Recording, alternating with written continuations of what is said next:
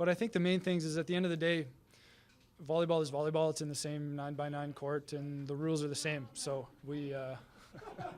Is that on the back of your shirt? Yeah, it's on the back of the shirt. Muted. A little free shout out for you. And it doesn't matter who's on the other side of the net. You need to still execute to the best of your ability if you want a chance to win. No. Welcome back, ladies and gentlemen. That's right, Brett Walsh. I love that intro. We're never getting rid of it. Welcome back. We are most definitely getting rid of it. Yeah. Welcome back to the 81 square meters of the best volleyball coverage on the internet. This is the 9x9. It is Wednesday, my dudes, April 9th, 2025, episode 151. My name's Rob St. Clair, live from Chicago. That is Everett Delorme, live from Toronto. Big week, dude. Big week, big day. Very interesting day of volleyball that we just watched. Some major storylines on and off the court that we weren't necessarily expecting. I believe that drama. Lots of drama. Lots of drama. Lots of spiciness. This is going to be a fun one. You guys have been active in the Discord today. It's been a very fun day, and it's going to continue. I want to start. Just today, we've had two outstanding performances.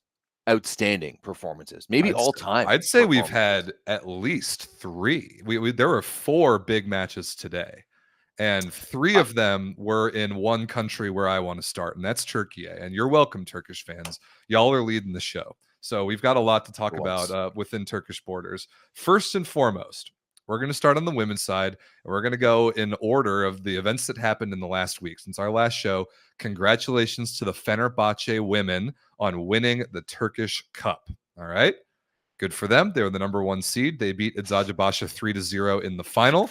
A very earnest good for them. Like they won. They deserved it. They played great. They beat Eczacıbaşı 3-0 in the final. Eczacıbaşı beat VakıfBank in a 5-set banger in the semis.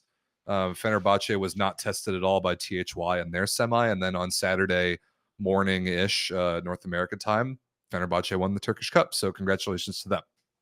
Are we even surprised? No, of course not. So wait. No, so here's the thing, is that's what I would have said on afterwards, after seeing this result, I would have been like, are we even surprised? Are we I would have been a little surprised that Eczacıbaşı made the final. But in a 5-set banger against VakıfBank, sure, anything can go. But then, we everyone could have seen Fenerbahçe winning the finals here, right? Why not? Of course. What we couldn't have seen is everything else that's happened since then. We'll get to that. Yeah, Fenerbahçe is the best team. They have the best roster. This episode isn't going to necessarily focus on Eczacıbaşı and their complete and utter inability to win the big one, but it's true because as soon as they beat VakıfBank in 5 in the semis, I'm like, all right, congratulations to Fenerbahçe, you've got this. Eczacıbaşı has literally no chance to win a major tournament. They can't do it. They won't do it. I won't believe they can do it until proven otherwise. They had no chance, and Fenerbahçe to the tune of 26 points for the MVP, Melissa Vargas, 23 for 38 in 3 sets, plus 3 aces. So she was awesome. Fedorovtseva and Anna Kristina chipped in as well. Congratulations to them. They win the Turkish Cup. I mean, it's so random, it seems like, within Türkiye. I feel like I should know what happens. I feel like it should kind of run its course like this. But then other shit happens. So you see that man in the center of the frame there. You see that man. That is Marco Fenoglio. He is the new head coach of Fenerbahçe as of this season. Because remember last year, Stefano Lavarini was there. They decided that wasn't quite good enough, or that he wanted to go somewhere else, or whatever the situation was. He goes to Malonza. They hire another Italian guy. I think he was at Chemik Police before this year, if I remember correctly. Whatever. That's Marco Fenoglio, some other Italian coach in the middle of your screen. All right. Congratulations for him. He wins the Turkish Cup on Saturday, right? Today is Wednesday. See you later. Gone. Fired. Wait, gone. Did he get fired before or after the match today, though? After. Okay. So today, that's a big. You're omitting a big part here. Yes, we'll get to that. Today, 4 days after winning the Turkish Cup, but mere hours after Fenerbahçe loses their first playoff match in the Sultanlar Ligi 3-2 to Galatasaray. Goodbye, Marco Fenoglio. See you later. It's a wild move. A wild move, because it's not like it's not like it's a 1-game series, right? It is a best of 3 match series in the It's- it- semifinals. Yes. So I mean, like, why would you go and I don't know Fenoglio, and I haven't hated on him like I've hated on Stoychev. We'll get to him later in the show too. Or like, I haven't watched him enough and questioned his decisions enough, but this just seems ludicrous. Like, unless something happened, to me, something must have happened, right? Something must have happened in the locker room or in a loss to Galatasaray where like a foot was like, maybe he said something inappropriate, right? I'm like not inappropriate in terms of like, that way, but just like maybe he called out a player too hard and someone put their foot down and was like, nah, this isn't it, like, because like that's a wild move, because you can't really say there's any precedent. Like, you can't say the team was struggling up until now. The only thing you can point to is Fenerbahçe's failure to get to the Champions League semifinals, because they lost that golden set at home to VakıfBank. Obviously, that was a big disappointment after they paid a bunch of money to host it. But I mean, if you are firing a coach after the first playoff game that's not even an elimination game, then you have to take a hard look in the mirror at the expectations that you have and about the culture that you're setting, because this is completely insane. I want to make something really clear here. There is no universe ever, no matter the circumstance, no way is it acceptable to fire a coach in the middle of the playoffs. Never does that make any sense at all. I mean, I'm not going to say never. There's definitely plenty of circumstances in which you're going to have to fire a coach regardless of where you're at in this stage of a season. Unless like if the coach abuses someone or says something completely like for that to me based on performance, which seems to be the case here, there is no way you should ever fire a coach in the middle of the playoffs. If you think that, but that's why I'm saying it has to be something else, right? It can't just be just performance based, unless like volleyball, Everett, is, and this is so dumb that as much as I want to agree with you that it must have been something else, I don't think it is. I think this is a move that is just that stupid. No, that's what I think is going on. No, I really don't think so. Like, Fenerbahçe isn't Piacenza. Like, Fenerbahçe isn't a dumb club. Fenerbahçe is a massive sports club that has smart people who knows like Fenerbahçe.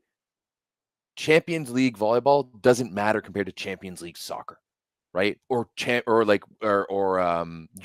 basketball, right? Like, yes, sure, they put a lot of money into their volleyball programs, but in terms of the scope of which they work within, it's not all that relevant. So to me, something else had to have happened for it to be that quick of a decision. I know we have some people in the chat being like, "You guys don't understand. It's the first time we've lost them in Galatasaray in 5 years."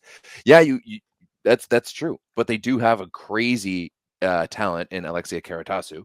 So, like, I'm assuming, I didn't watch the game. I don't know the stats, but I'm assuming she popped off, but.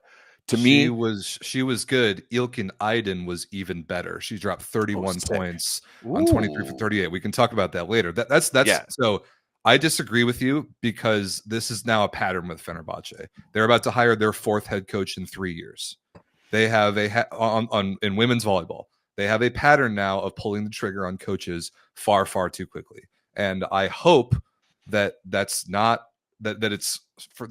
Honestly, I kind of hope that Marco Fenoglio did or said something that got him fired, other than just losing this match or maybe losing the Champions League match to VakıfBank. But like, I honestly think the worst here is happening at the federational level for Fenerbahçe. It is unacceptable to fire a coach based on a result at this point in the season. It is unacceptable. It will make things worse. If you need to fire him, fine. If you need to make organizational changes, do it in the off season.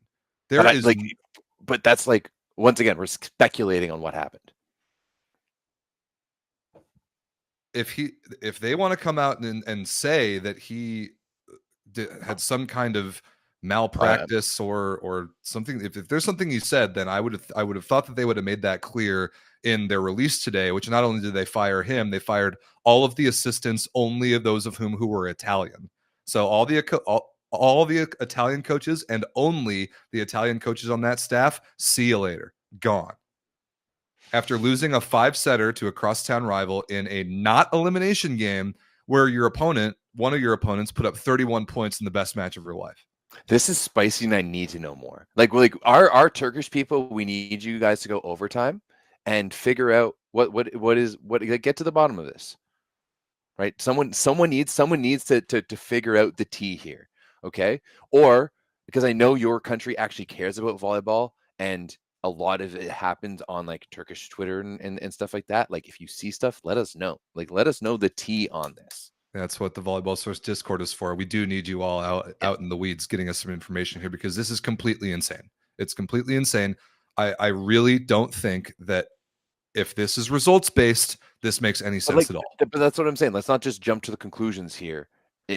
How can we jump to a conclusion that it's not results based? That they lost a 5-setter today and they fired him this afternoon because they literally won the Turkish Cup 3 days ago, and they're one of the best teams in volleyball with one of the best rosters in volleyball. So yes, they are, which is why I think all they're doing here is getting in their own way of being able to win the league again, because their roster is so good that the only thing firing a coach is going to do is make it worse. I know. So let's speculate 100% because that's what we're here to do. But until we can't call them out until we actually know what happened. Let's figure that out. Let's put our people on it. Well, let's talk about the match too, because this is the first match of the Sultanlar Ligi playoffs. Only 4 teams make the playoffs, so you go straight to the semifinals. Best of 3 match series. Number 1 Fenerbahçe loses to number 4 Galatasaray in 5. Like you said, Alexia Karatsasu really good, 23 points for Galatasaray, but Ilkin Aydin played the best match of her life. Best match of her life. 23 for 38, only 4 errors, 50% efficiency, outstanding reception, 2 aces, and 6 stuff blocks. That is the best match of an outside hitter, maybe of anywhere this entire season. It's unbelievable. On the women's side,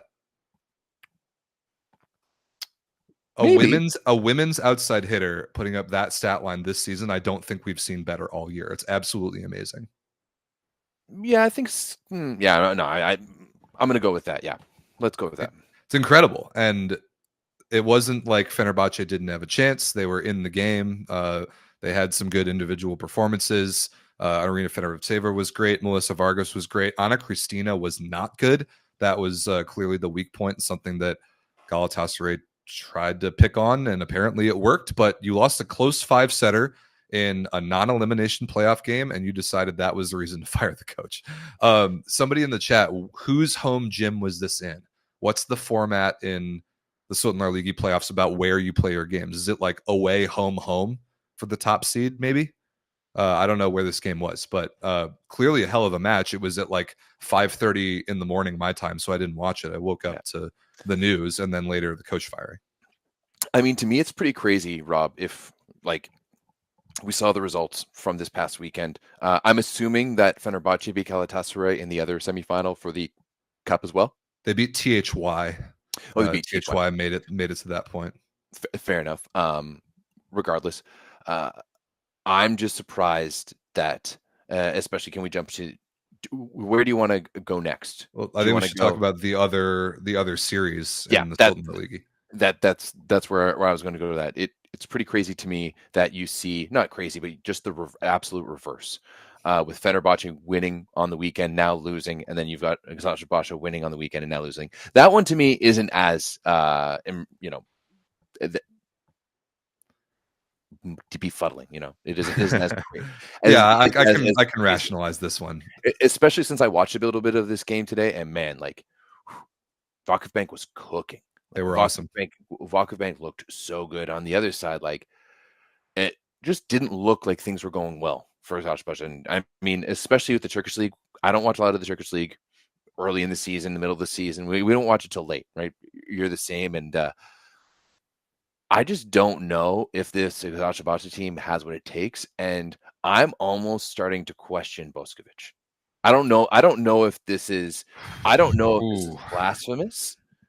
But just like, I want to see her elsewhere, to be honest. I want to see her leave that club.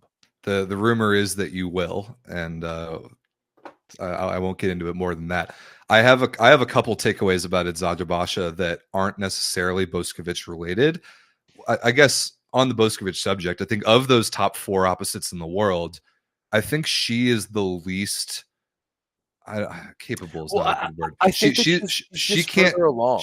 She is further along. She's and older, right? She can't carry an entire team on her back the way that that at least Egonu and Vargas can, and even Antropova to a degree. I think has, to be honest, shouldered a bigger load this year. She was the trailblazer, right? Like if you think about to her like as a teenager back in 2016 at the Olympics, and to where she is now, like that's 10 years of her. You know, they won back-to-back world championships with her at the helm too, right? So it's not like she hasn't performed, but now she was that first, like almost like dynamic, dominating opposite, and she just paved that way. And now there's so many more of them. Like if you start looking at like Toluk too, and Antropova, and you know, like Kira Van Rijk was fantastic again today. Obviously, she's not necessarily in that tier, but you're kind of in that next tier. So I think just to me, when I watch Bošković, she's just a little bit older, right? And like she's a little bit longer in the tooth, and she can't necessarily carry the same load that the younger bucks can. I agree with that. Also, her serving this year has been a big problem. Berkay just pointed it out in the chat. She's not served the ball well at all. The other couple things about Eczacıbaşı: one, they fired their head coach this year in the middle of the season. We already talked about that when it happened. Now, including Fenerbahçe today, of the top 5 teams in Türkiye, 4 of them fired their head coach in the middle of this season. Giovanni Guidetti is the only one that remains. Isn't that unbelievable? 4 out of the top 5 teams in the second best league in the world fired their head coach in the middle of the season. Something must be happening. Something is happening. Something is like, is there pressures from someone, or do you just have a bunch of stooge managers who are making like knee-jerk reactions? I think honestly that there's maybe a larger conversation here, because it to me looks like, especially on the men's side, and I was talking to some people, that they're starting to gear up and they might add another foreigner spot next year, and it's looking like they might do that across all of Türkiye, potentially, is adding another foreigner spot. It's like right now it's 3 and 5, and they want to potentially go to 4 and 6. It's like 3 on the court and 5 on the roster. To 4 and 6. Because if you look on the men's side, like they've been loading up. They've been making some absolutely massive signings. All of the major teams have. And from some of our smart-ass people in the Discord and in the chat currently, they think that's due to the foreigner rosters being opened up on the women's side as well. So I wonder if the Turkish league is gearing up for something big. Maybe they are. The other thing about Eczacıbaşı that I wanted to point out is they're a great example of what I think is a worldwide trend in women's volleyball, and that is the inconsistency of play at the outside hitter position. The inconsistency of play at outside hitter, outside of the top 3 or 4 players on the planet, like Fedorovtseva, Gabi, Zhu, maybe even just those 2. You've got a couple other great ones, like Zhu's having an unbelievable year. The inconsistency is insane, and we've seen it on the Turkish national team as well. The Turkish outside hitters on the good Turkish teams are laughably inconsistent. Yaprak Erkek was unbelievable for Eczacıbaşı in the cup semi, and she was god awful today and got benched. It's just a great example. I've actually been thinking about this recently, because in watching more American volleyball, and I'm going to stick specifically to the PVF right now, because I watch way more of that than League One, which, yeah, that's another conversation altogether. But I do think that there's a distinct difference right now between European and North American volleyball, where North American volleyball, and by I mean it's just strictly American, is very left side dominant, right? If you look at the talent like on the left side, like some of the best left sides that I think were in the Italian league this year, outside of Zhu and Gabi, in my opinion, were like Simone Lee and Avery Skinner. Like you have to put them amongst the best. Of course, Mayu Ishikawa was fantastic too, and then there's that Cuban girl at Bergamo who was really good as well. But it does seem to be a bit of a thing in Europe right now, where there's a lack of quality on the left side, and I think that, like, I'm going to go back to this again. I think that the talent drain out of Europe into the American leagues has cause a bit of a hole, and especially on the Turkish teams. Especially on the Turkish teams. And that's a good example of what's going on the Turkish national team. They can't figure that position out with any amount of consistency. It's like the consistency is the thing for me, because you can have incredible matches by individuals and then they either come back down to earth or they totally crater out the following match and go to the bench. Whatever it is, it's difficult to build teams around and to make playoff runs around when you don't know what you're going to get out of a player on a given day. And it seems to be a really common theme amongst all female outside hitters right now, especially these ones in the Turkish league. And really bad day today for Eczacıbaşı's outside hitters. Catherine Plummer benched really early. Yaprak Erkek benched kind of early. Alexa Gray off the bench, super good. And it's just Hande Baladin off the bench, negative efficiency, really bad. Like it's a total crapshoot what you're going to get on a day-to-day basis, which is why I kind of like what VakıfBank is doing right now. Obviously, the coaching piece is a big one, but their best player and their best scorer is a left side. It's Marina Markova. She was awesome today. Yeah. 23 for 45, 25 points total. She's had an unbelievable year. And you had an incredible supporting Kira Van Rijk game with 28 points on very high efficiency. Dude, so that formula kind of being backwards or mirrored from a lot of the other women's volleyball teams in the world right now is interesting to me. I honestly think that the Süttenlar Ligi is might be up for grabs. Like, I don't have that much confidence in Fenerbahçe, especially now that they've fired Fenoglio. And I just think that the stability of what Guidetti brings to the table, and of course, like the roster, like you don't get there without the roster, but like you've got you've got two studs in Markova and Van Rijk, and I think that like Guidetti's having a really. I'm excited to see what happens with Kira this summer. That she gets him like all the time around, because like there's some good shit happening, I think. But I don't think it's out of this question to think VakıfBank could win the Süttenlar Ligi this year. I don't think that's impossible either. I think we talk about it often. Sometimes it's on the national team level. I think it applies to the club level too, for sure.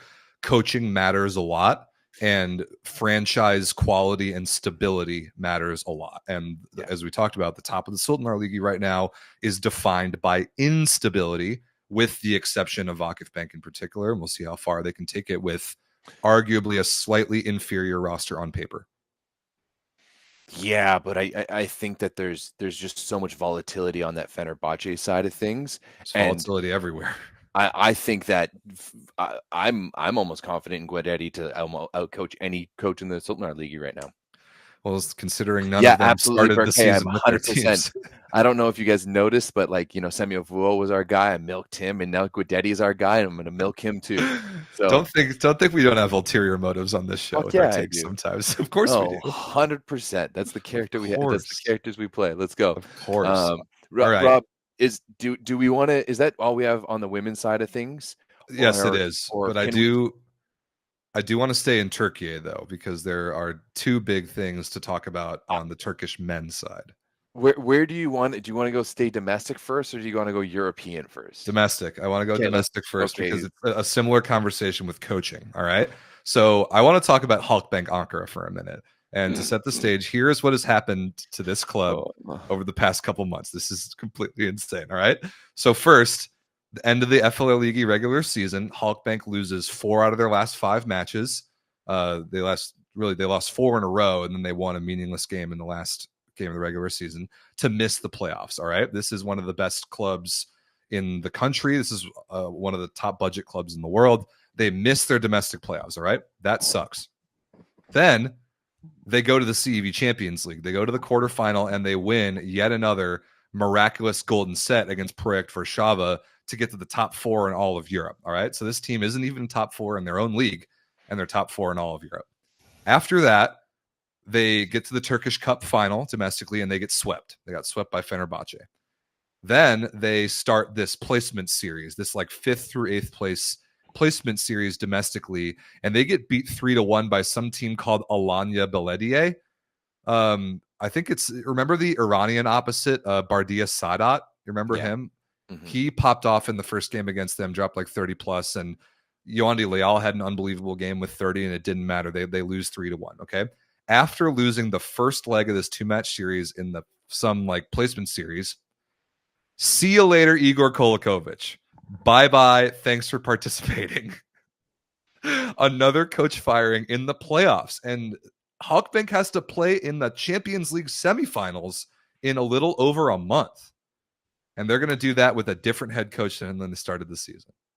And not only is it a different head coach, not only, and like, it's crazy because you went from Kovac and, you know, like there was issues with Kovac and they were like, oh, you know, this isn't great, even though they got him, like, you know, all the success. Now we're going to go down to Kolaković, who I think is a stooge.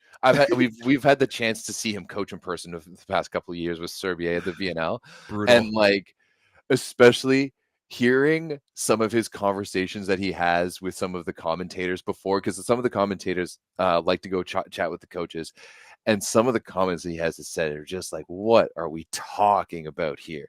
So the fact that you're going to go from Igor Kolaković to none other than our guy, Radostin Stoychev, 100%. Let's just jump on the slide and just keep on going down. Unbelievable. Holy shit. Unbelievable. It's unbelievable. I barely even have any words to describe this move. Is there just something in the ethos right now? Because we see all Mike Malone in the Denver Nuggets. Dude, you know, I was going to bring that up. That like I saw that news the other day, on. and I told my wife that like this is a volleyball caliber move for the Denver Nuggets to fire their coach with 3 games left in the regular season, less than 2 years after winning a title. Like that's a move that a volleyball team would do. Then sure enough, like Fenerbahçe fires the coach today and all this garbage. And now we have to deal with Stoychev again?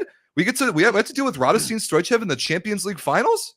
See, for me, like I agree with the chat. Like Kolaković deserves it. Like when you look at this team not being able to make the top 5, I do think that I was having once again some chats with some of our Turkish people. I do think that the struggles of Mirza Lagumja have really hampered Halkbank. Like he was a stud for them last year, right? And there was so many times in the Champions League when Gord would start because they wouldn't have that foreigner limit thing, and you know we'd have all of our Turkish people who was like rightly so sometimes we've been like we should have Mirza Lagumja on right now. He hasn't performed as much this year, and that's caused a really big hole for them. And then it's clear that Kolakovic's style, which is just yelling and getting pissed off and stuff like that, doesn't work with that Halkbank team. So I need to know more about this on the Mirza Lagumja side because, yeah, I agree. When he's played, he hasn't been quite as good. But there's some there had to have been something else to like Kolaković having beef with him or something, because especially domestically, Mirza Lagumja is clearly the best Turkish outside hitter on that roster, and is consistently getting these random characters I've never heard of who are smaller, less skilled, and less physical than him getting playing time over him. So I do not know what is going on there in that little relationship with Lagumja and Kolaković, but now it doesn't matter anymore, I guess. I bet like you're probably just going to have a lot of like you've got a lot of first of all, it's a Turkish team. So personalities on high first and foremost, right? This isn't Italy where it's just like, hey, you know what, guys, let's just go share some pasta after this. Like the fire is in their blood, and that's why we love them. Okay. Then you have Kolaković, Serbian, also fiery, poor communicator, old school, not a good deal. Then you bring in Leal, and I think that like some people in the Quantums bring that up in the chat too, and I think that's a huge part that like Leal is just a shit disturber. Right, that's what he does in his core. Right, like he gets that little smile. He's fantastic. He's a wonderful player to watch, but he's a bit of a shit disturber. So I just think that you've got a lot of personalities and a lot of things going on, and I don't understand why at this point you wouldn't just like unless the support staff and the assistant coaches were that bad. I don't know why you just don't promote an assistant coach to ride you out through the 5th place fucking playoffs. That's the crazy thing. Again, if it's results based, unless Igor Kolaković said or did something that was immediately fireable outside of his team's results, it doesn't make sense to make the move when they did.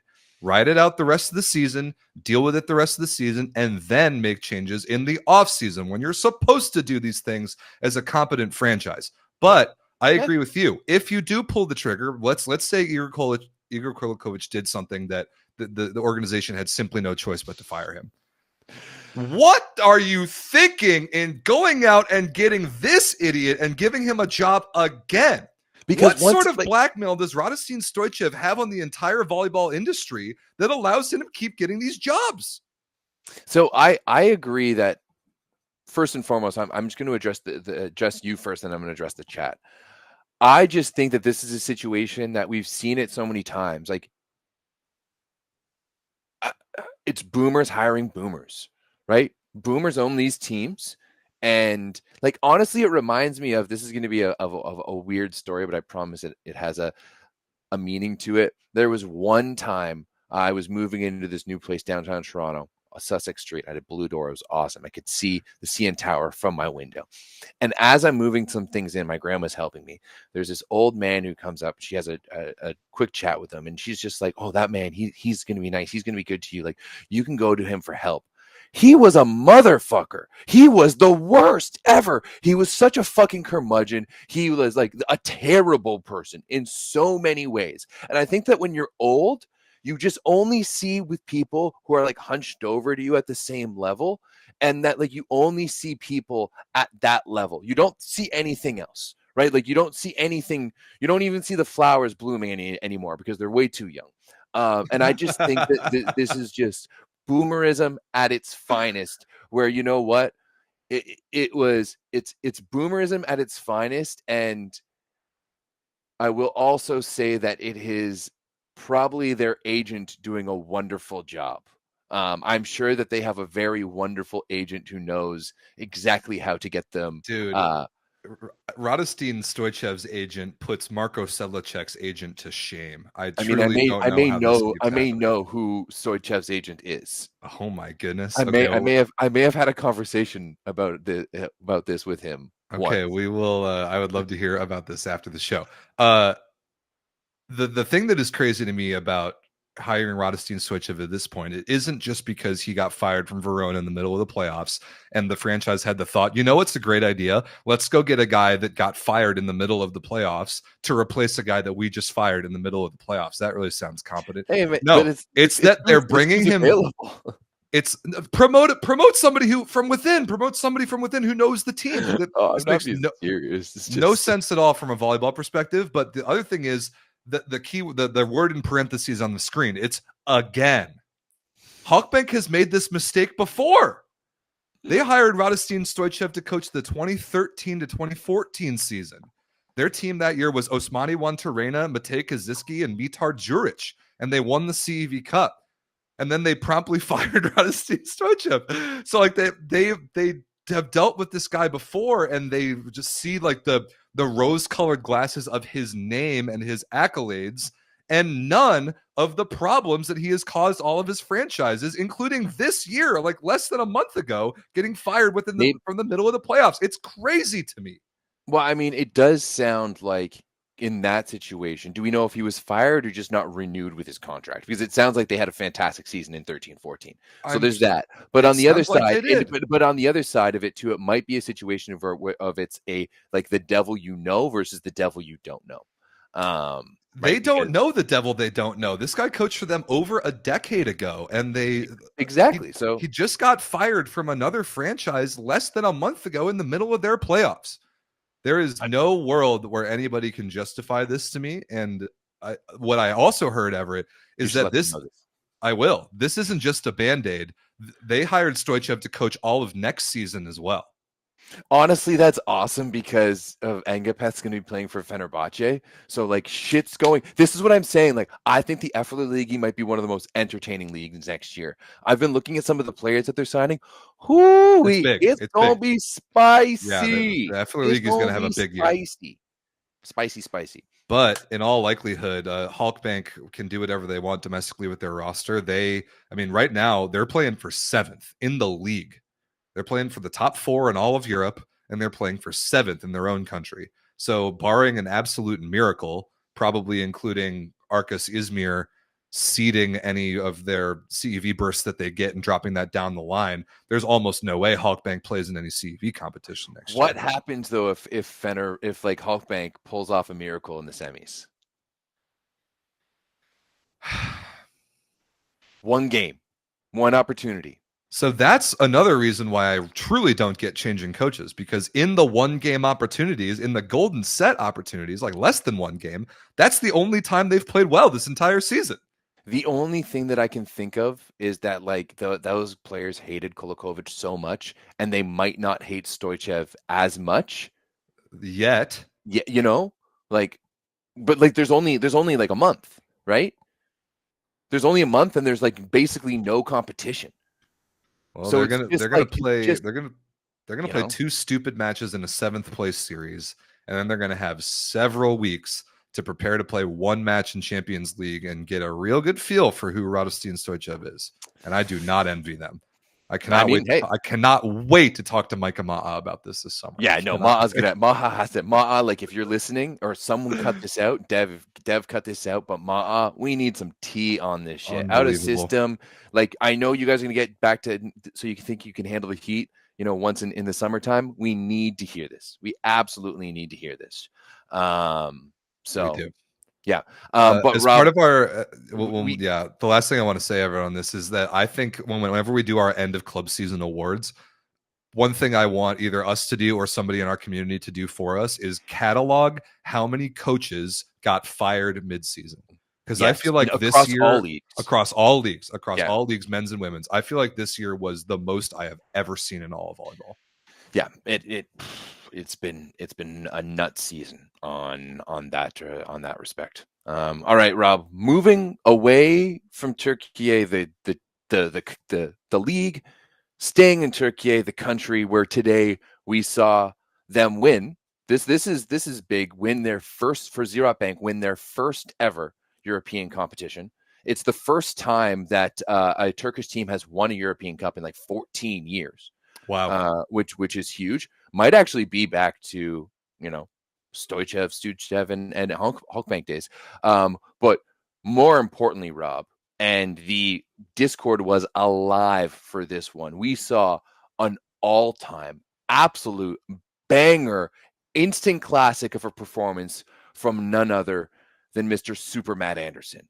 Holy Jesus. How many did he have? 8 aces in this one? 7 aces and 0 errors. 7 aces and 0 errors. That should be 8 because in the second serving run, he served an overpass that got promptly put down. He went on a 5 ace serving run, Rob. 5 in a row in the second set. It was so I was practicing doing, you know, some a little bit of a watch along. I think I had one person watching along. So the big shout out to Anna for slugging through with it. It's still in the Discord. It's unlisted on YouTube, so you'll have to find it in like the one post in Discord. But it was a great situation to practice my reactions because he was just going back there and teeing off absolutely every single time. I couldn't imagine how you felt. Did you come during that? Were you stroking yourself? Like truly. I was really enjoying it, and I was trying to dig back in my head of all the Matt Anderson volleyball matches that I've watched in my life. And this goes back to the very, very beginning for me in 2009, the first international match I ever watched, World League 09, had Matt Anderson as one of the starting left sides. And at age 37, the match that he played today, to combine with the match that he played last week in the CEV Cup Final series, like that series that he just played, 50 points in 2 matches in 9 sets, and the efficiency and the quality and how effortless he made it look, I think that is the best volleyball I have ever seen Matt Anderson play.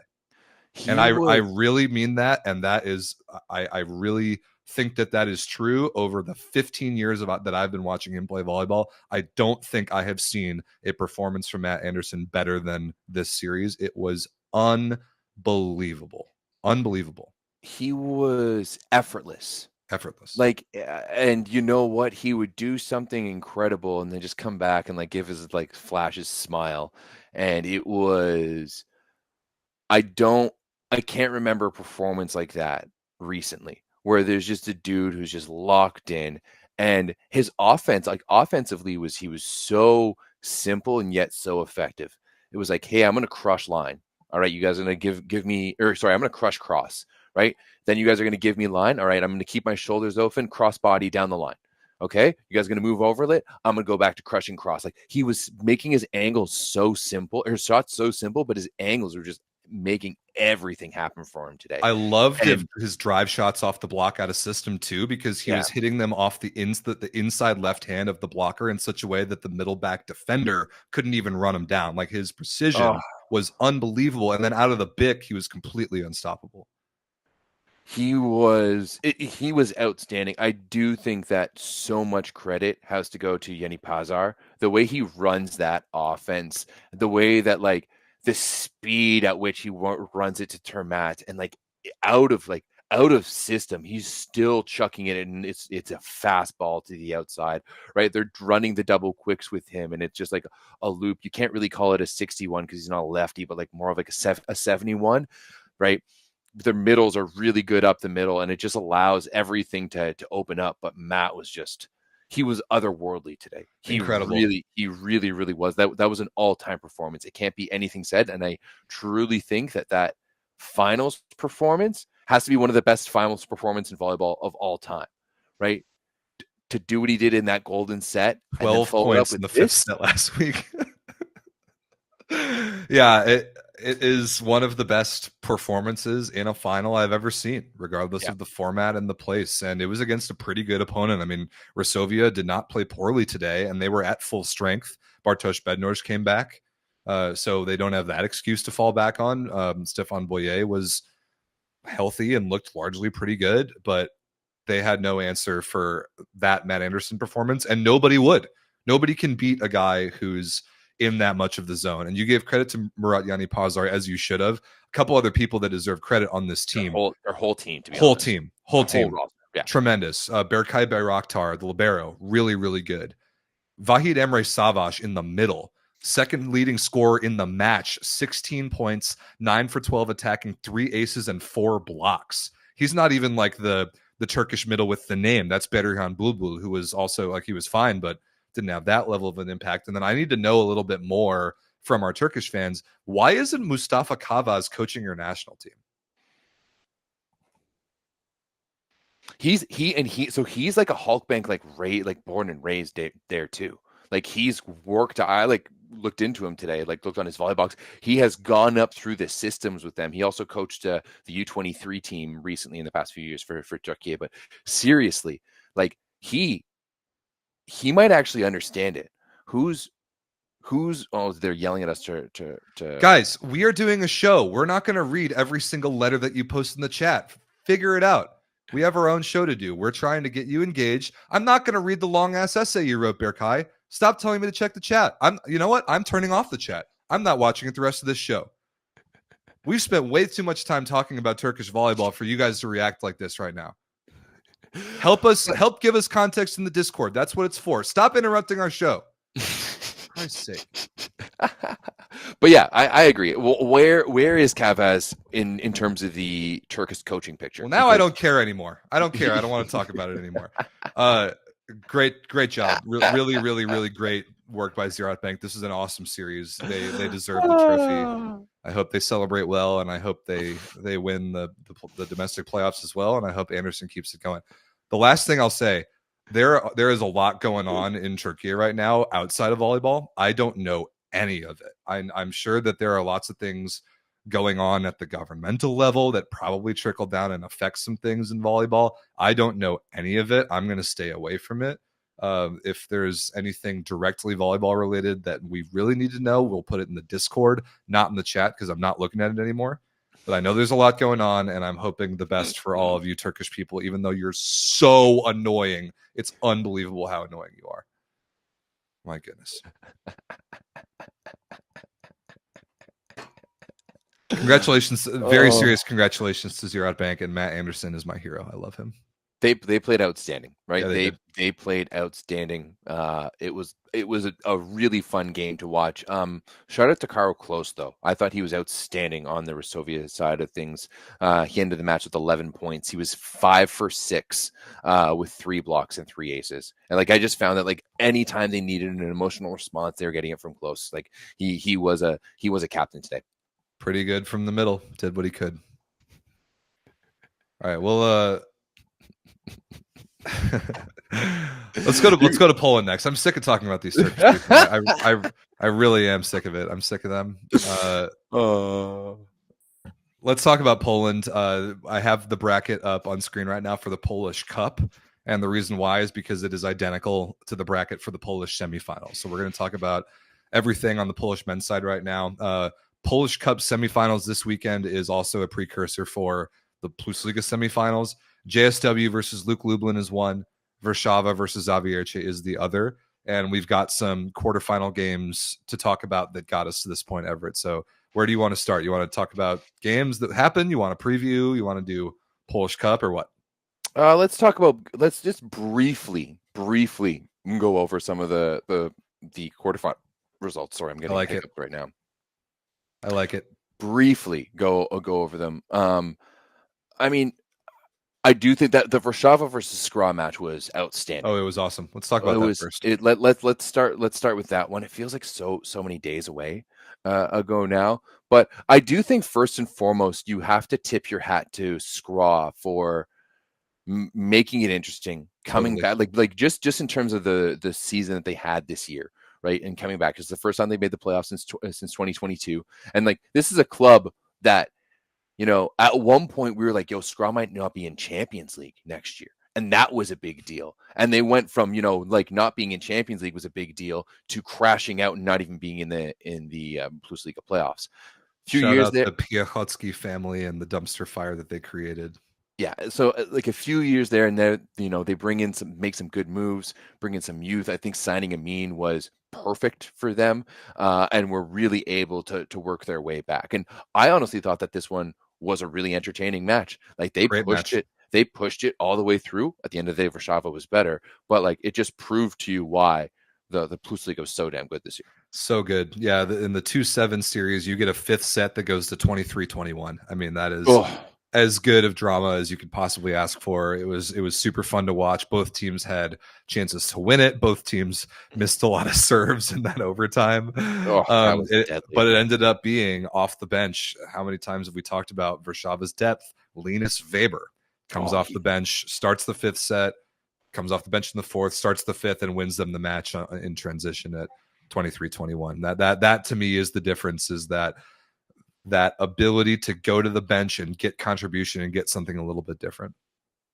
Yeah, I mean they have so many different looks, and they have so many different abilities to just go to so many different places. Like Tobias Brand wasn't great all the way through. I thought, dude, Schalpuk was awesome. A great series. So good. It's so great to see him come back and have the renaissance that he's had. But this Warszawa team is truly class, because like even on days when they can't get it going, even on days where, you know, your stud has 10 points in, you know, four and a little bit sets, or 3 and a little bit sets, they're still able to get it done. Like I think this Warszawa team could potentially win the PlusLiga. I think any of the, I really think 3 of the 4 remaining teams have a legitimate chance to win the PlusLiga, and Warszawa is definitely one of those. I echo your credit given to Skra. I think they've done an amazing job with their rebuild. They built a fiery kind of explosive team, and they harnessed that about as well as anybody could have asked for. Like guys like Amin, the 2 Serbians, and then George Kretsu to coach them. I mean, that's a trying to bottle up a fireball right there, and it worked about as well as anyone could have expected. So hell of an effort, hell of a series.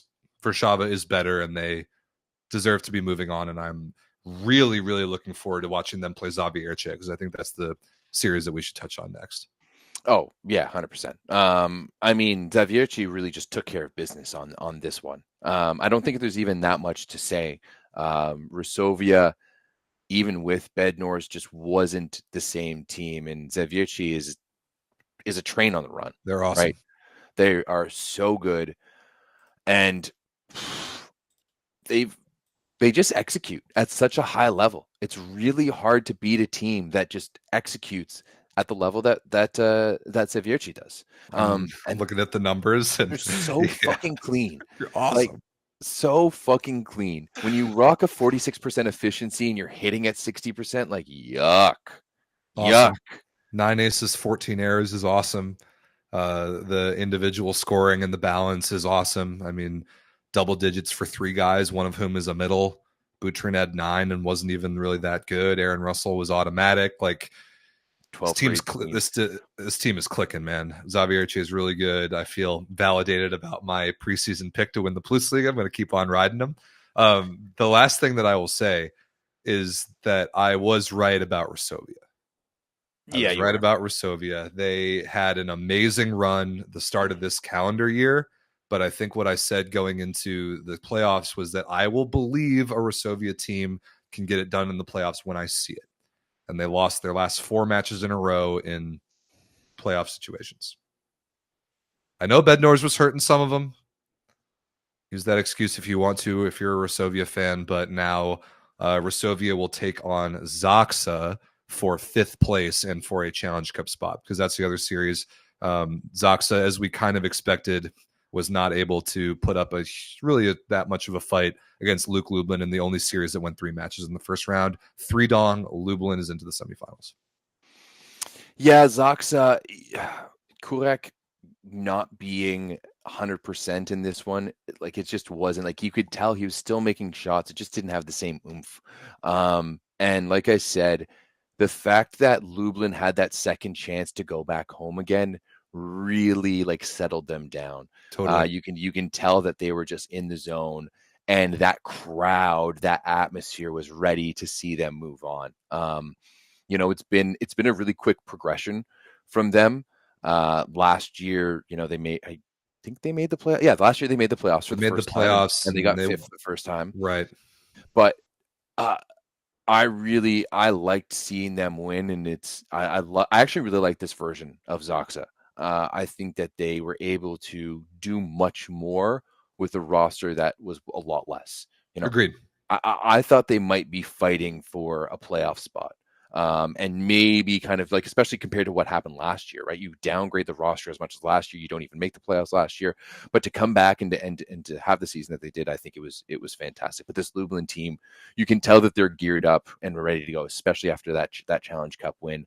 Leon is playing on an absolute another level. He looks right? incredible. He looks incredible, and you also have Savicki, who's really good. Sussex, like, they just play together as a really good team, and you love to see it. I'm not entirely sure how I feel about them further on throughout this competition. I do think that their ceiling is quite a bit lower than the other 3 teams in the competition. I agree with that. I think the pedigree isn't quite there with the rest of the teams remaining. As I put up the bracket again, this bracket happens to be the Polish Cup bracket, but the semifinals are the same. So you can use it as a visual aid for both. I like what you said about Zaksa. That really good coaching job by Andrea Gianni this year. He got everything he could out of that team with a decent amount of injuries at key positions, and they finished 5th. And I think they were generally likable, fun to watch, and did the most with what they had. And I give them a lot of credit for that. So Zaksa and Resovia, by the way, will play a home and away, like Champions League style series to decide who gets 5th and goes to play Challenge Cup next year. Which, as far as deciding 5th place, I don't hate it. I kind of like that. Get the 7th and 8th place teams and let them go home. Don't let them do all this placement bullshit that Italy does. But now we've got a very interesting couple weeks ahead, because we have the appetizer this weekend of the Polish Cup. Big time event. Appetizer? Is it like, or is it like an early dinner? I like that. Yeah, because appetizer to me is diminishing the size of the Polish Cup. The Polish Cup is a big deal. I think it's massive. All the domestic cups are a really big deal, especially within national borders. They're going to sell out a massive arena, but like, it's for those international fans, it just happens to be that the semifinals we're going to see are the same as what we're going to get in the league. But yeah, you're right, Everett. Make no mistake, the Polish Cup is a big deal. Yeah, and the thing that I have my eye on most in the Polish Cup is the performance of Jastrzębski Węgiel, because I think I talked about it kind of recently. The longer a series goes historically, and just with all the context and who that team is, the longer a series goes, Jastrzębski gets better. In one match elimination situations, they have not been good since they have been a great team, like post-pandemic. So can they finally get one of these things done in a win or go home one match scenario like the Polish Cup, where they have faltered in the semis or the finals many, many years in a row now. I mean, first and foremost, they need to get through the semifinal. And that is going to be, I want to say it's been no easy feat, but unfortunately, GW is 2-0 against Lublin right now. So this is kind of where I'm seeing, like I just said, that Lublin's ceiling to me is a lot lower than these other teams. And, they went off they started the season off that fantastic run. And then since then haven't really been able to get anything going against the big teams. I think that if there's any chance for Lublin to get that mojo going, it might be in a one-game situation. It might be in a let's go balls to the wall here. And that's why this Polish Cup matchup between these two teams intrigues me a little bit more than I think this first game is going to dictate what happens next. Whereas on the other side of the bracket with Zawiercie and Warszawa, I don't give a shit what happens. I think it's going to be. I think we're going to get good games all the way through. I agree. Yeah, I agree with both those things. I think the best chance that Lublin has to beat Jastrzębski in either of the two remaining competitions is this weekend in the Cup. I think they have the ability to jump on them for one match and make some magic happen, especially from the baseline with how Leon is serving the ball right now.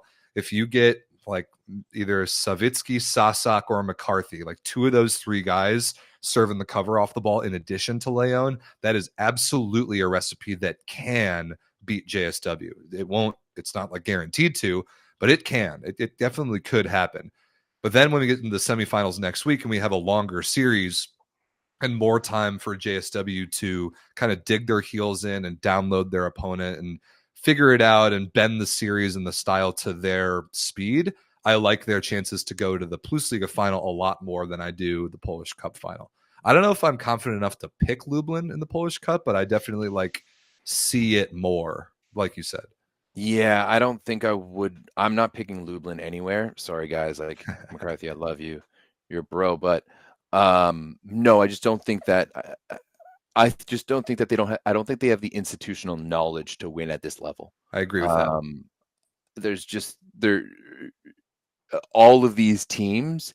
The other three teams have been gearing up for this for a long time, right? And they've all been on that path to winning. So yeah, I don't see them getting past JW, especially of all teams right now. Yeah. Somebody in the chat did point out that the JSW has lost the last. Oh, you're on the chat again. I see. You heard me. JSW has lost the last 6 one-match finals in a row.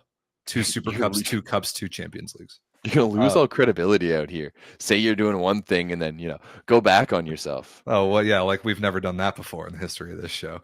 Zawiercie versus Warszawa, I love it. I honestly think it's a coin flip. I'm gonna stand Zawiercie as I have most of the season, but I think that match is gonna be electric. Yeah, I think so too. I think that I'm gearing up to watch a shit ton of Polish volleyball over the next little bit. Oh, yeah. I also bought myself an illegal Fire Stick, so I'm gonna get Pulsat. With the Pulsat, yeah. I have a Polish buddy in Chicago who offered me one of those. That was right around the time that VBTV got the PlusLiga, so I didn't end up needing it. However, I don't think that the Polish Cup is on VBTV, which is a huge. It's at the time Polsat Sport. That's why I have it. But this Fire Stick that I have is $12. And it gives me all the movies. It gives me all the TV shows. Like I'm watching White Lotus right now. I feel like I'm doing this ad. And it gives me all these lives. I have ESPN Plus now. So I'm watching Palm Beach and shit like that. Yeah, and it's $12 a month. I'm canceling my Netflix. It costs less than my Netflix. So yeah. I should start peddling this. I'll just sell it. I need to figure out a supply chain coming from Poland over here. Yeah. So 8:45 a.m. Eastern on Saturday is JSW versus Lublin. 8:45. 8:41.5 is when the broadcast starts. What the game starts at. Yeah, they always do their long run up in Poland, and then immediately after that, whenever it is, it'll be Warszawa versus Zawiercie. Final on Sunday, 9 a.m. Eastern. I'm very excited. I think it's going to be very fun to watch. It will be my nice morning lead into watching the Masters because that's my personal main event this weekend, but I'm stoked to watch some volleyball as well. Oh yeah. Shit. Oh yeah. If y'all don't like golf, you are missing out. Okay. Anything else about Poland, Everett? Soccer? That's fucking wild. Don't ever say that soccer is boring when you like golf. Golf is so much more interesting than soccer. It's not even a competition. It's not even a competition. I mean, it literally is, and soccer's numbers blows golf out of the waters every single time. I truly do not care about the Every numbers. single I time. truly do not care about any numbers whatsoever. Somebody's Soccer got sucks tickets and to I the hate it. Final? What tickets to what final? Probably the Polish Cup final. If you have a Polish Sick. people from Poland, that's going to be sweet. Where is it again? Is it in Łódź or no? Sorry, Champions League final is in Łódź. I think it might be in Krakow. Remind me, what city is the Polish Cup final in? Or rather, remind the people in the chat, because I'm going to move on, because that's what we do on this show. Wrocław? Oh, Wrocław. Wrocław? I don't know. That could be. All right, yeah, let's move from. Is that everything that we have from Poland? Because we don't talk about the women. Papa. Daddy time. It's Daddy Stanković time, y'all. It's time for the Where's Daddy segment. Everyone's favorite Serbian-Italian middle blocker is hidden somewhere in every show, and y'all got to try and find where he is. I have a good time photoshopping him somewhere, and I also have a good time reading your comments, because all you have to do is look out for Daddy Stanković and comment in the main YouTube comment section after the show the timestamp of where he appears. That's what you got to do, and then you get a shout out the following week. We had a very interesting comment section on last week's video, Everett. Some of it was not at all about Daddy Stanković, but that which was my favorite comment is from Asinmoto1251. I had heard stories about Daddy Stanković, a figure both mysterious and legendary, but I never thought I would actually find him. After months of searching through old records and whispered rumors, I finally stumbled upon a clue. Following its trail led me to this timestamp where Daddy is behind the letter C in Long Beach State winning last week in last week's show. Can you see it? Yeah, I did see it during the show too. Really? That's a rare one that I saw live. I thought this is a good one. I just zoomed in just now for you YouTube viewers. You can see Daddy peeking out behind the letter C a little bit. So fantastic comment there in the chat. The main YouTube comment section, not the live chat. I appreciate you guys all. We appreciate you guys all commenting and helping our YouTube algorithm.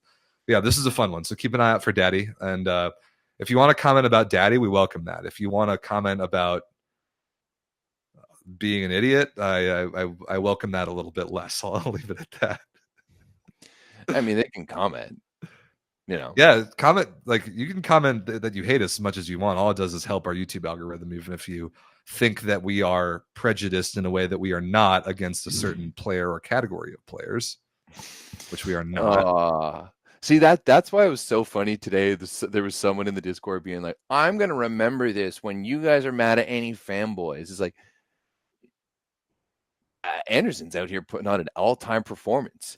In 10 years, whatever social media we're using, unless Trump blows us all up, they're going to be doing a recall to remember that time when Anderson single-handedly won the CEV Cup for Ziraat Bank. Like that is stuff of legend. That's lore. That's right? How good he was. I agree.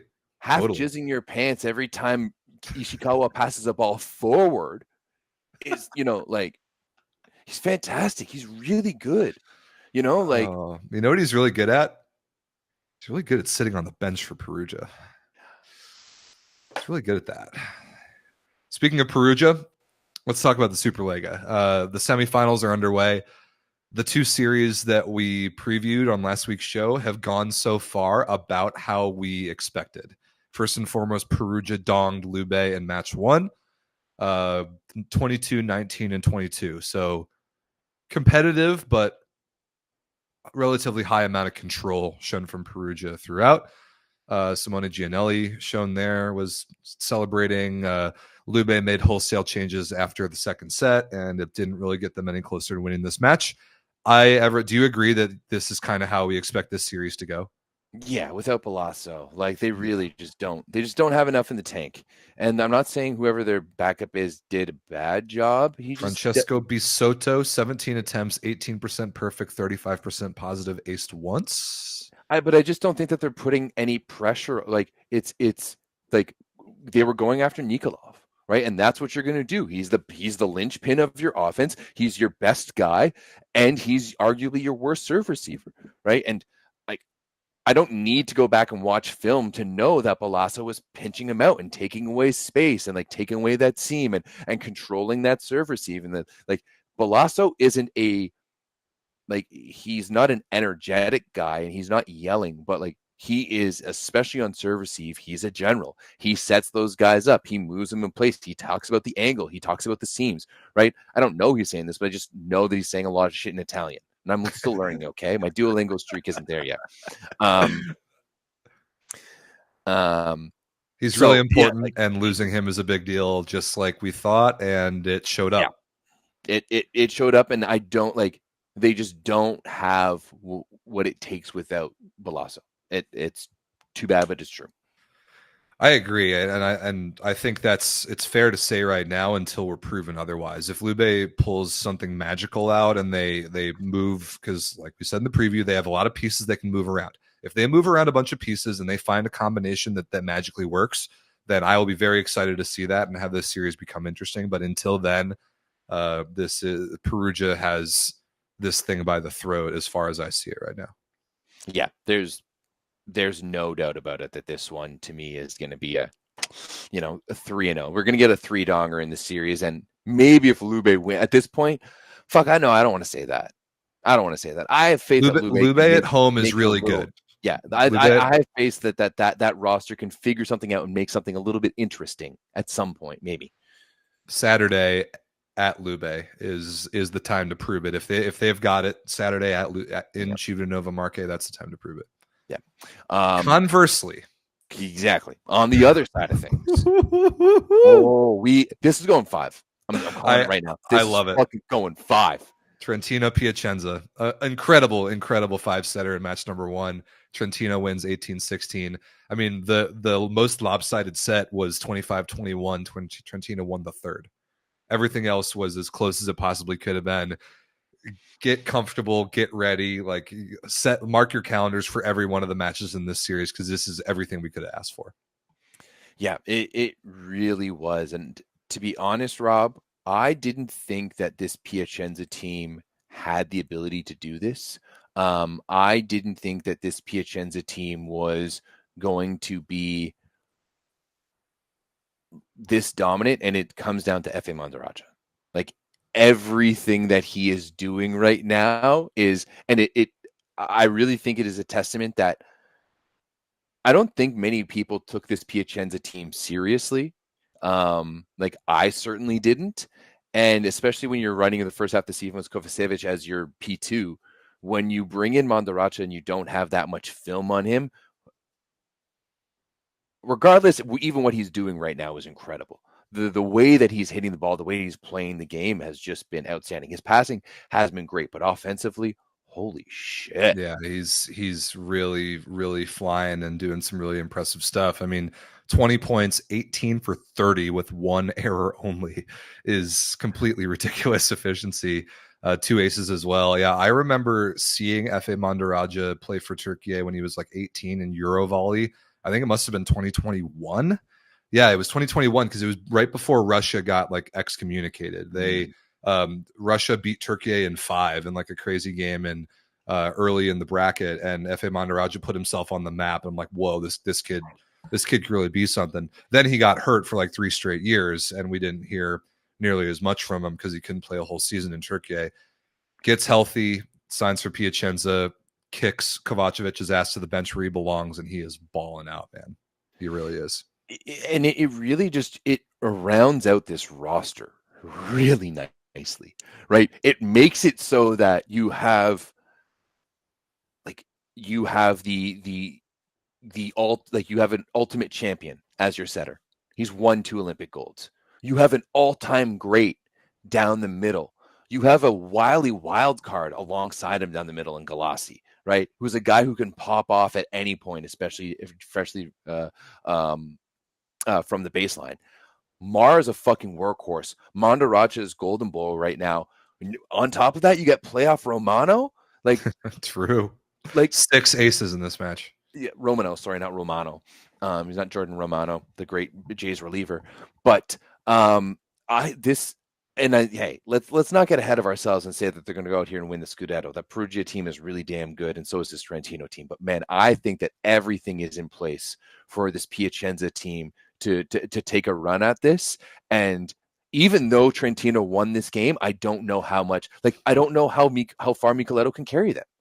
So that's the crazy part about this, and I feel myself agreeing with you that even though Piacenza lost this match, I feel like they're the team that I wanted to talk about first, because for some reason, them losing this match has given me a little bit of faith in Piacenza that I didn't expect to have. Because again, I said the exact same thing about them as I said about Resovia. I won't believe it that Piacenza can get it done in the playoffs until I see it. And they just lost the first game in the semifinals, and I think I may have just seen it.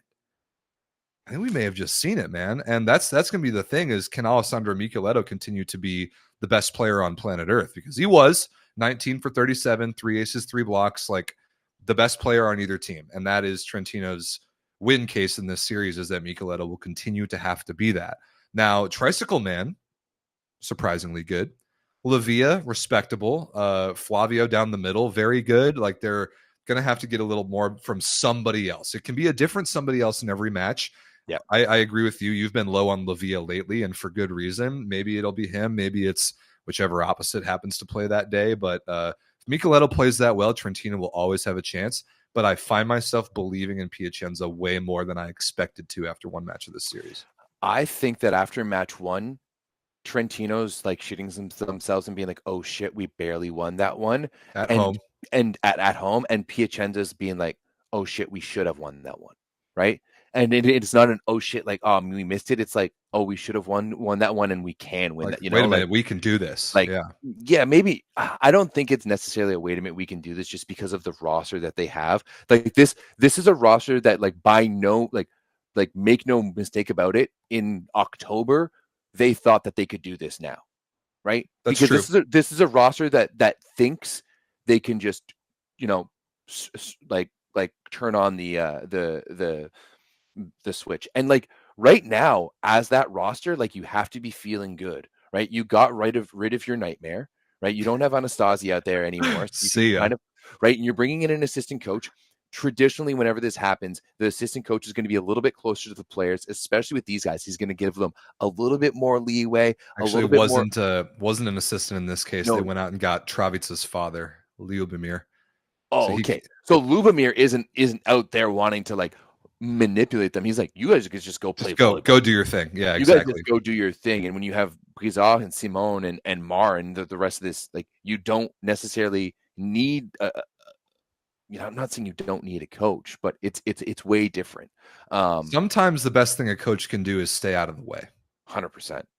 Right? You know, it's like the great Don Cherry when he started coaching Boston. He had all these studs, and he was like, "All right, guys, you guys are the first power play. Go." And they're like, "Well, what do you want us to run?" He's like, "I'm not going to tell you how to run a power play. You guys are some of the greatest scorers in the NHL. Go figure it out yourselves." And they had the best power play in the NHL that year, right? So, yeah, sometimes you just need to let the boys play, and you know, that's exactly like, you've got the good vibes happen over there in Piacenza, and I love to see it. And it's crazy because we're sitting here talking about Piacenza, even though they lost. Yeah, right. I can't believe what we're doing right now, but I also agree with it. I stand by it, that they lost a game, and I feel the most confidence in Piacenza that I have really since their franchise restarted, to be honest. They played great. Can they do it again at home? That's been their thing, is that Piacenza, by their kind of nature and identity, is a roller coaster. And they missed an opportunity here to play great and win a game. Can they play great again in the next game, maybe at home? Can they recapture this? Do they ride the wave, or do they get right back on the up and down roller coaster like they have a lot since? I kind of lean your way. I have a feeling that they have found something here, but I would like to stay reserved and believe it when I see it. I'd like to believe that this is a team that can dial it in. I'd like to believe that this is a team that can figure it out. And that's why I think the same thing about Trentino. We are talking down on them a little bit. They did win a Champions League last year, and they have the best player on the planet. They're just getting so stale to me, though. I agree. Right? Like, that to me is like they just play one way, and it's the right way. Don't get me wrong. They play a very effective style of volleyball, but it's just the one way, and it can't really be changed up. You don't have a roster where you can change things up. You don't have someone who can bring a spark in off the bench. Like, were you going to go to Gabby Garcia? I just like, maybe you want to bring Aquarone in. I don't know. Oh Like, my God. this is like it's just like, and like, are they going to be able to change up their game style? Because I know as hell that Piacenza can. I know that they can lean on almost a different single guy on every single, like, they could play 5 games and have 5 different MVPs. Sure. Trentino can't. Trentino has one MVP, and everyone knows who it is. It doesn't mean that you can stop Alessandro Micheletto because he's that good. But I stale is a good word for the way that it feels to watch Trentino right now. They're not, like, definitely not playing the most thrilling and exciting volleyball, but I feel the responsibility to continue to take them the most seriously because of what they've accomplished. Yeah, for sure. Like, they've accomplished a lot of shit. You got Micheletto, who's arguably he's like one of the best players in the world. Definitely top 5, 100%. But yeah, we'll see. All right. So yeah, game 2 in both those semifinal series is this weekend. Lube Perugia is Saturday. Piacenza Trentino is Sunday. Thank you, SuperLega, for not putting these games at the same time. This is my favorite time of the year, like semifinals, where you're not really getting any crossovers. Like, you're not trying to having to watch multiple quality, no quantity. Yeah, you can just pop in and do it. Also, side note, I did do a bit of an experiment with the watch along today. Might do some more, and I might actually, like, put them live and stuff like that. So just got to work on a few technical things and make it not look so shitty. That will be fun. All right, moving on. Staying within Italy. The final is set in the LegaVolley Femminile as of today. First of all, congratulations to Malonza. They are hot. They are playing awesome. They 3-donged Scandici in that series. The Egonu Antropova head-to-head didn't end up being as competitive as I think a lot of us wanted it to be. But there's plenty to talk about this, but I think we have to start by giving a lot of credit to Malonza and that team and those Olympians and the way that they are playing together right now and supporting Paola Egonu in a way that I think Scandici is not doing. That, to me, is one of the big differences. Yeah, I mean, talk about a team like dialing in and figuring out and narrowing. Like, remember the beginning of the year when they were just kind of a dumpster fire? They were a disaster. That's just not happening anymore, right? This is a team that knows how to work together, that knows how to win together, has that depth, right? Which is another thing too. Like, this is a team that has Elena Pietrini on the bench, right? We know that she's fourth outside hitter as the fourth. Yeah, So I think that once again you had another phenomenal Antropova match where she went out there and did everything she could, and got a ton of volume and scored and blocked and got aces, but it just really wasn't enough for a roster that just really wasn't there to get it done. I really think that, especially when you look at the numbers, setting has to be a big thing that they need to go after. I agree. They need, if this roster wants to have success, they need to go and upgrade their setting position, because Maya is just getting older and getting worse. I agree. I want to talk about Scandici in a minute. A couple things about Malonza as the victors that I think we deserve to give them credit for. Kind of like you said about Piacenza, almost like the ability to bring people off the bench and give different looks is a great example for Malonza, because the MVP in this match was Elena Cazot. Didn't start, came off the bench, went 11 for 20 and played awesome in like support at the outside hitter position. Like, they have the bodies that can do that. Which and Stefano Lavarini, now that Egonu is there, healthy, playing consistently, he has that team dialed in a way that I think right now is legitimately really scary. It's legitimately really scary. I don't know if Conegliano fears them yet, but they should. And I'm excited to see them play a whole bunch of volleyball, because they're going to play in the finals and they're going to play in the Champions League semifinal. Well, so here, keep that in mind. They are going to play a lot of volleyball. You're right, but I think that we're gearing up, Rob, for a very interesting Scudetto final. And I will bring it back to last year, where Scandici actually did manage to take another game off Conegliano in game 1. Yeah, first game of the series of that finals. And while that Conegliano team is better from this year to last year, so is this Milano team. Agreed. Right? This Milano team has more to bring to the table, and this Milano team is better than that Scandici team last year. I agree.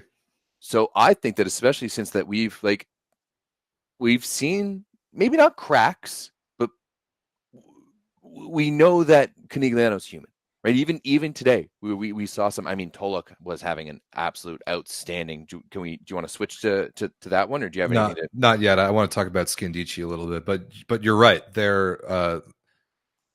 Conegliano is human, and Malonza is damn good. They're damn good, really damn good. So what's up on Scandici? So Scandici to me needs to take a very hard look in the mirror.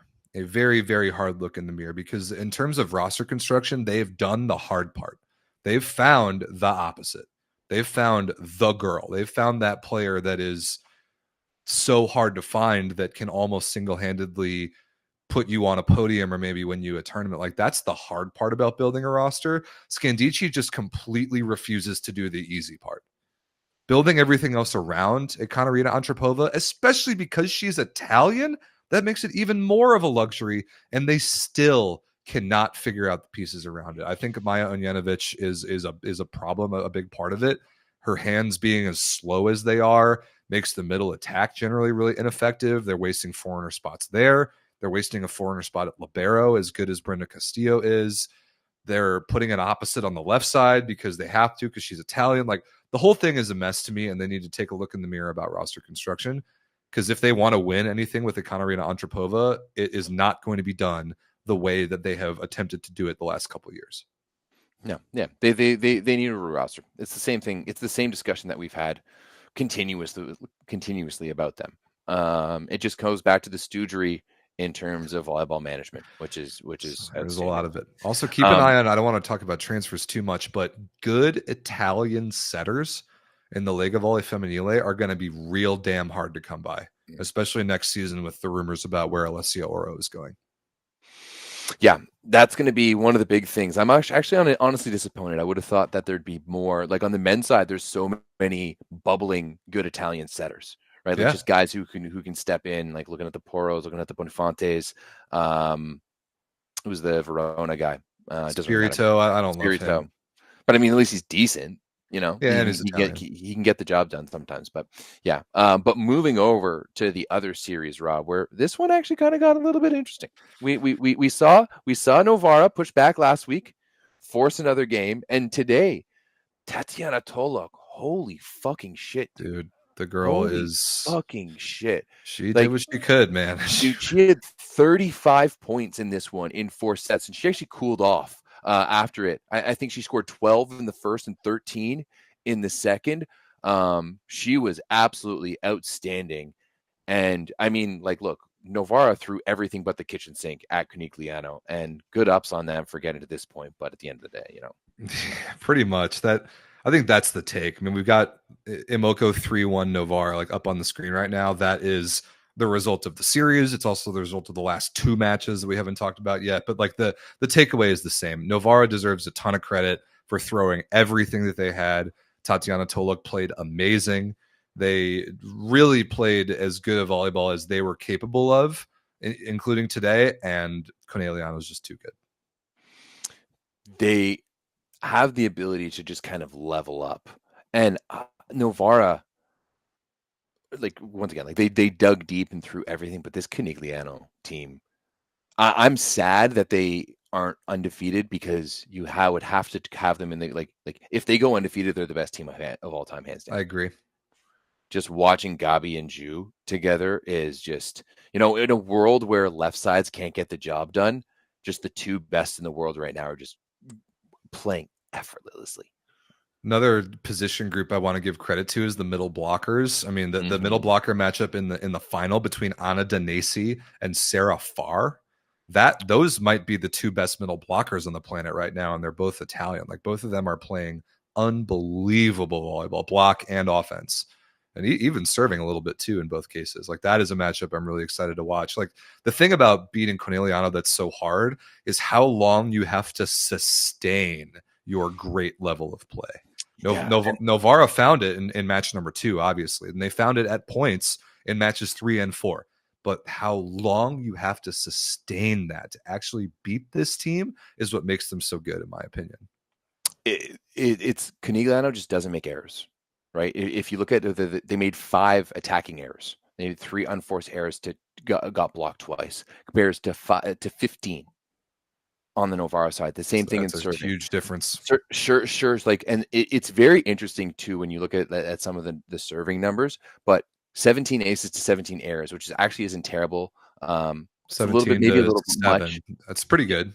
But on the Conigliano side, you've got 3 aces to 8 errors. They just limit their errors in so much, and they're not going to service errors per set for the entire team. That's like practically nothing. They're like Zhu has a positive serve ratio, right? She has more errors or aces than she has errors on the season, and it's just like this Conigliano team plays so well, and they're not going to beat themselves, so you have to beat them.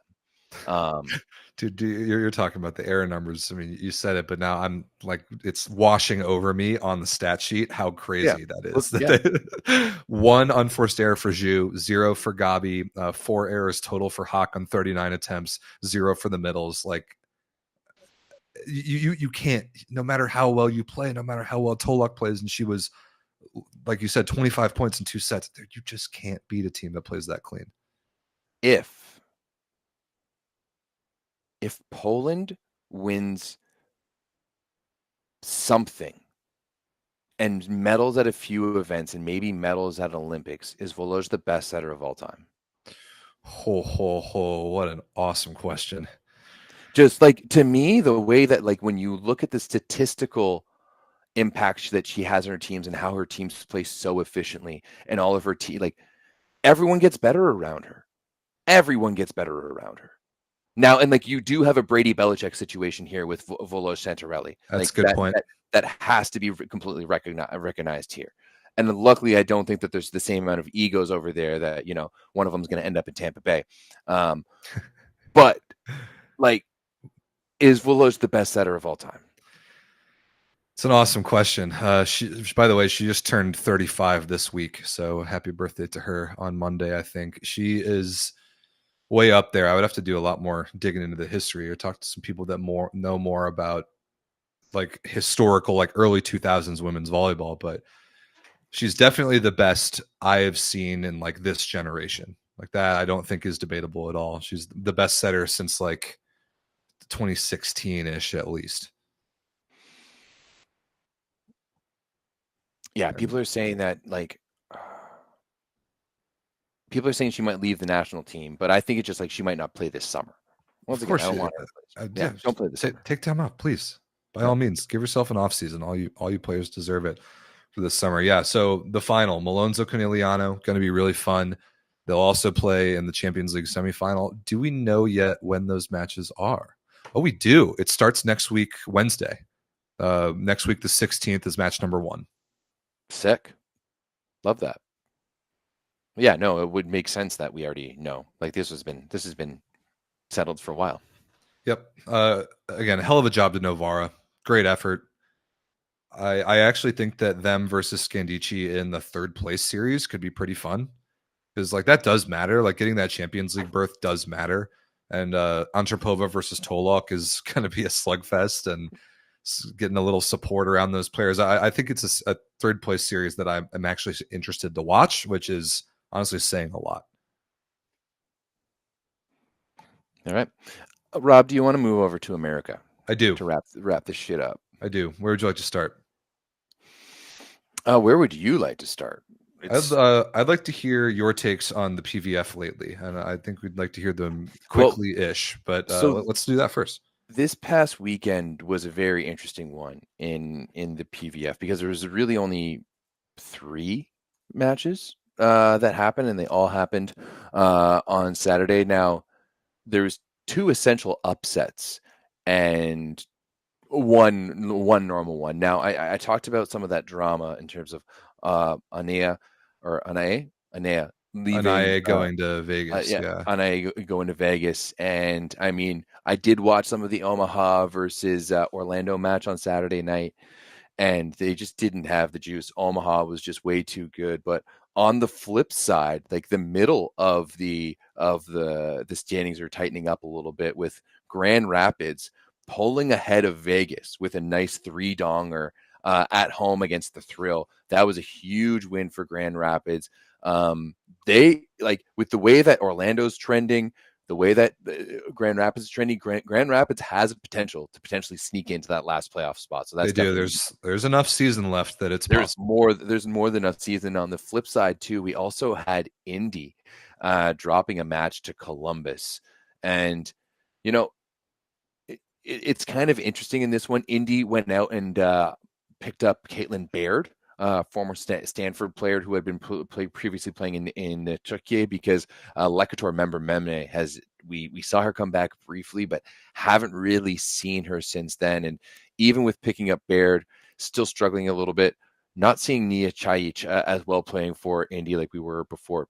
I mean, at one point I said she was going to be the rookie of the year. So maybe they're just giving a little bit of the time off. But Columbus, they brought in a really big addition last week. They brought in Nutsara Tomkom out of Thailand. Oh, I saw this. Yes. And that really helped their numbers and really helped them just spread out that ball a little bit. Isabella Patch was really good. So was Kaylee Cox, and so was Megan Courtney Lush. So if they're able to get all three of those players going, maybe Columbus can make a late season push as well. I think they may have dug themselves a little bit too much of a hole standings wise, but they're clearly going to be a tough out and can play spoiler down the stretch. Again, there's a lot of PVF season left. They've still got another almost full month of regular season, and they play a lot of games, so still room for movement.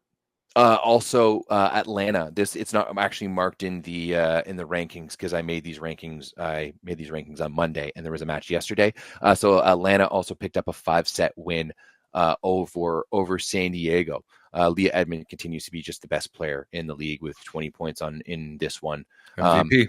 20 points, 16 digs, 2 blocks, and an ace. Yeah. Whoa. Yeah. Doing it at every level. Good for her. Yeah. So that's my PVF wrap up. Actually, I do think that there's some pretty good games this weekend. Let me double check here. Vegas Omaha is solid. Orlando Atlanta is solid. Indy GR. There's a bunch. There's a lot of games this weekend. That's pretty normal for PVF. Yeah, they play a lot. Yeah.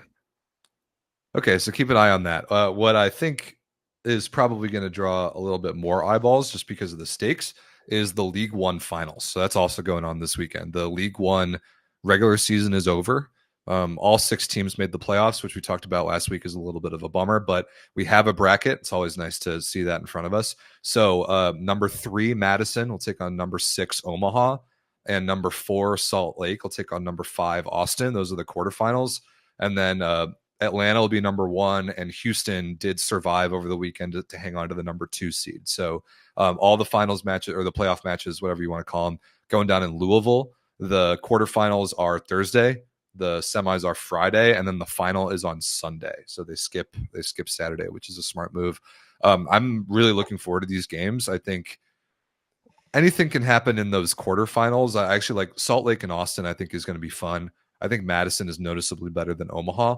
But as good as Atlanta has been this year, I'm actually not super convinced that they have that championship level like firepower or sparkle. I just think they have a really high floor. They do a lot of things well. They're technically sound. They don't make errors, but I like Salt Lake and Austin. That winner, I think, will give them a hard time in the semis. And then I still am hanging on to my preseason pick in Houston that I think they're going to win this thing.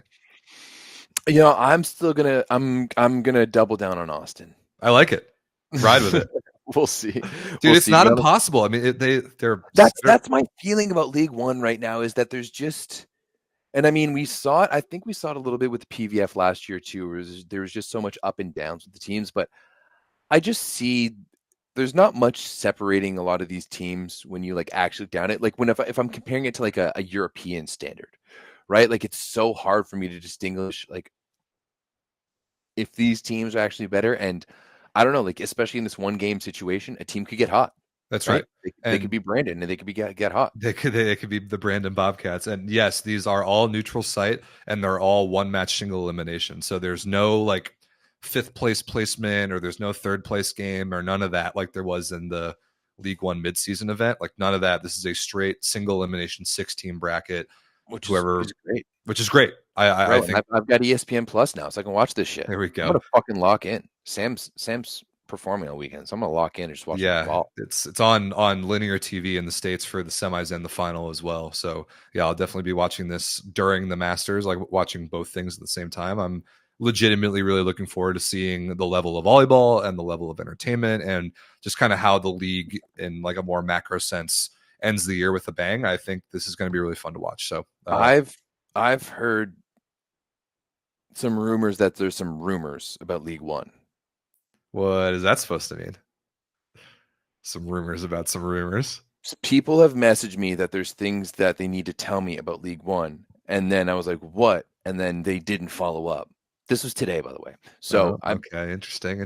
And then also to Ariel Houlihan did mention it in the most recent episode of the coaches group chat that there's might be some changes on the League One side of things. Interesting. We got to start talking to some people. I saw League One announce like they're fucking asking around people there using your Americanism and just figuring out what the fuck is going on with your leagues, please. Yes. Well, there's clearly a lot going on because there's so many damn leagues. I will do my best to figure it out. Yeah, you know those Hoolahans. Oh yeah, I do. Yeah, Let's I know. just be like, hey, like what are you people? hearing? Shut up, Beta Bay. Staying in the States to wrap up the show. This was a weekend in the men's NCAA scene that was completely insane. It was completely insane because 4 out of the top 5 teams in the country lost. The only team that survived the weekend was Long Beach State. They stay at number 1. Obviously, UCLA went on the road to Grand Canyon, got donged the first match. They then responded the second match and won. USC, who I love, I've talked about them before. They went up to Pepperdine. Now they were injured, but they lost to Pepperdine 3-1. Hawaii traveled to the mainland, which they're not very good at doing. They went to Cal State Northridge and they got donged.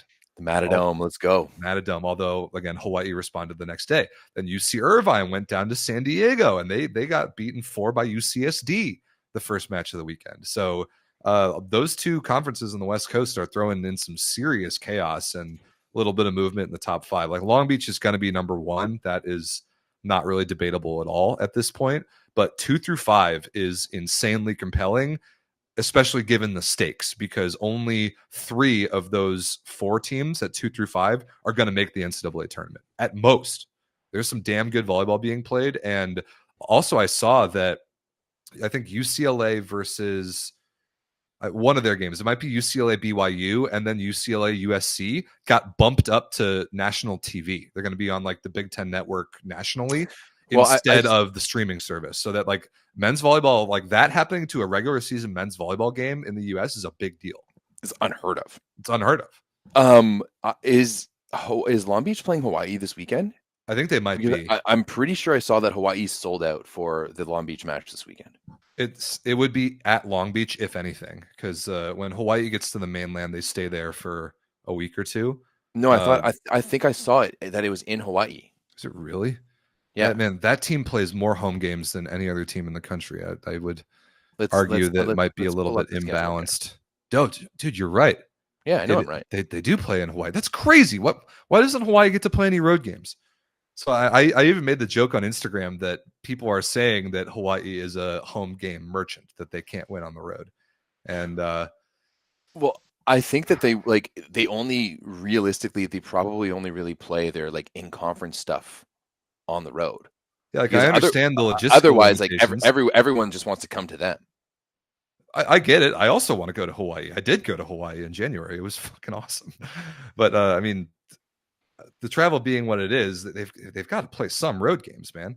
And clearly it didn't go super well for them at Northridge. So yeah, big weekend ahead as well. And whenever those games get on national TV, I think one of them is Saturday, BYU at UCLA. Then I think another one is next like Wednesday or Thursday. Yeah, it might even be, it's next Thursday. Sorry. USC versus UCLA next Thursday on national TV on the Big Ten Network. Like that is a big deal for NCAA men's volleyball for a regular season game. That's sick. Yeah, I'm stoked. Those teams are good, and the drama is high, and the stakes are high, and the parity is high, and I'm really into it. I'm really compelled by it. So a couple more weeks of regular season before conference tournaments, and then the NCAA tournament. I think it's like a month from today. So we're getting there. Love that. All right. We did it, y'all. I think that's a show. Is that it, ladies and gentlemen? I think that's it. One crash out later, we're good to go. Yeah, crazy episode. I'm half kidding about the overload in the chat. I appreciate the info, but like, we are trying to run a show. I'm not reading every detail of the chat because I'm trying to do a show. It's more for context for those of you, for the viewers that are reading, not so much for me. All right. But we appreciate you all watching. We appreciate you all being so engaged. It really does matter to us, and it matters to the channel. So keep that level of engagement going in 2 places. One is the Volleyball Source Discord. Links in the description. That's where the conversations really happen. And then the other is the main YouTube comment section. Obviously, keep an eye out for Daddy Stankovic, but also give us some love in there. If you have any info or like some tea on some of our Turkish coaching changes or whatever, put it in there and keep the conversation going. Yeah, I just got really tired. I need to go eat food. You hit a wall from the crazy beam of sun that was attacking you throughout the middle of the episode, bro. Well, because like, remember last year during last year, this has happened before, right? It's just where my window is placed over my desk. So last year when we were streaming a lot during the daytime, I had set up blinds. I got blinds. Well, they weren't great. They fucked up and they fell throughout the winter. But it was like we always stream at night, but now it's daytime, and I need to. Today I was like, oh shit, I need to actually go fix those. But they're behind my desk. Like, I'd have to move my entire desk to be able to get to my blind. So it was like, at that point, I was like, I'm not moving shit. Like, I just got to be like, get it right. Let it roll. Let it roll. Well, yeah, thanks y'all for watching. We'll be back next week. A lot of high quality volleyball coming the next few weeks or so. We appreciate you, Everett. Anything else? No. Let's get out of here. Peace.